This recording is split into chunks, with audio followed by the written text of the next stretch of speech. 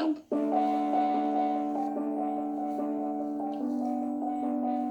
Yossi Green is, without a doubt, one of the preeminent composers of our generation. He's composed hundreds of songs, so many of them hit songs for singers from all backgrounds. But before all of this, Yossi was just 21 years old, living in Seagate. It's about Tavshin Mem Gimel. I'm working as a medical supply salesman at the time, and at night I'm writing a little music here and there. One day, Yossi looks out the window and he sees a car pull up right in front of his house. A man walks out. He was obviously not well, and he had come to America to start treatments which they could not do at the time in Israel. This man's name was Rav Yosef Levi, and he was a very, very chashuv Rav. Back in the 1950s, Rav Yosef was the last hostbacher to the previous Belzer Rebbe of Arle from Belz. And every day he would commute from Seagate to Manhattan for the treatment and then come back. He had a tremendous amount of visitors. People came from all over. Big Rabbunim, Puperuf, big people came to visit him all the time. And as the weeks turned into months, Yossi started feeling uncomfortable because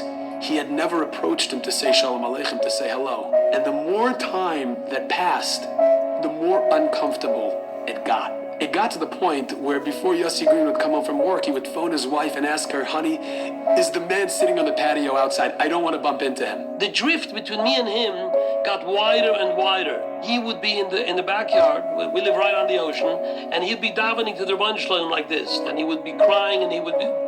And I knew that he was davening for himself. And so I got even more kind of frightened to approach him. So one day there's a knock on the door, and my wife goes and she opens the door. And then she comes back and she says to me, he's here. I said, who's here? The guy from next door. He's here. Why? What is it? She says, Yossi, I don't know. Go to the door. He's asking for you, you know. And I go to the door and I see this beautiful face, mitgemacht, gelitten. And he looks at me and he says to me, all my life I lived in Israel. I never even left Israel. I had no interest of ever seeing America. Suddenly, the Rebbeinu Shalom reaches into B'nai Barak, picks me out with the Gewalt, and plants me over here in America.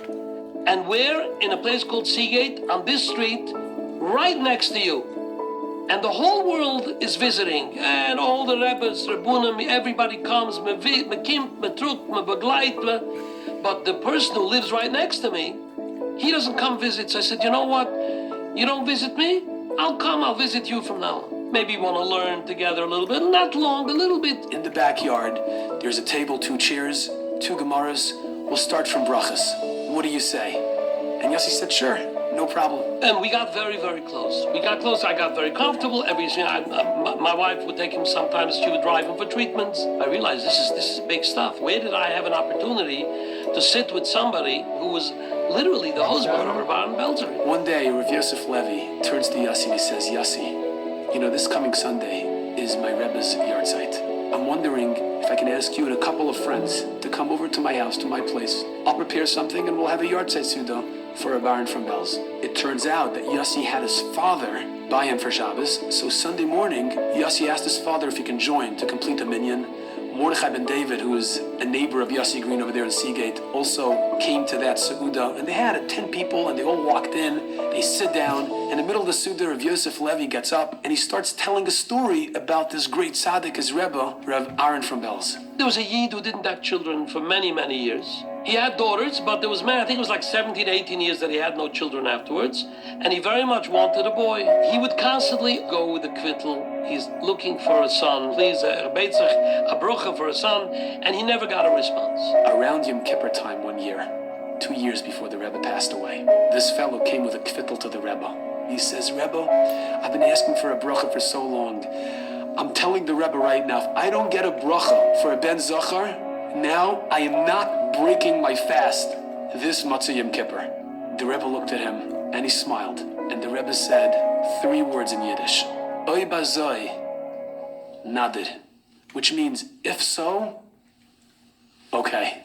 After Shavuos time, 9 months later, this man had a ben zachar after 18 years. So Rabbi Yossel tells the story, and he remembers that. And my father turns pale. I see in his face he's pale, and he looks at Rabbi Yosef and he says, Yassel, das bist du? And Rabbi Yosef looks at Mr. Green.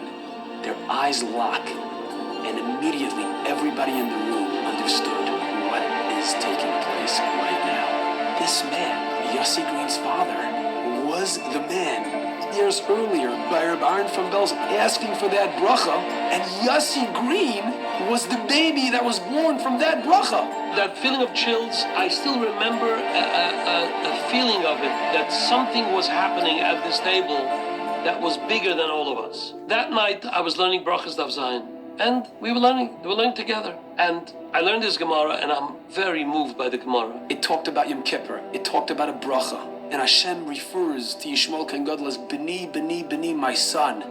And the words just jumped out at Yossi Green and immediately asked Rav Yosef Levi, his Chavrusa, he said, you know, after what happened this morning and the discovery and the reunion between you and my father, I'm so inspired. I want to write a song about these words in the Gemara.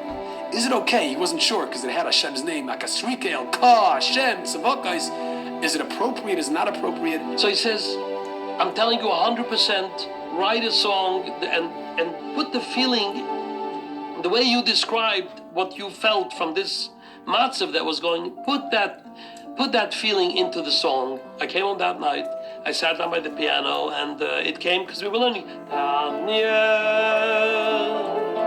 rabbi ben Elisha, hat mir gelernt, gesagt der heilige Rabbi ben Elisha. It's not so much a song as it was a continuation of the learning that night. Yishmoel b'ni, oy b'ni, oy b'ni, oy b'ni. Every song that became known has a story, and that's where the song came from. Oy v'sisna haygim bonekom, b'midas orakamim, v'sikon eis lohem, lifnim nishur asadim. Da-da-da-da-da, na-na-na, na-na-na.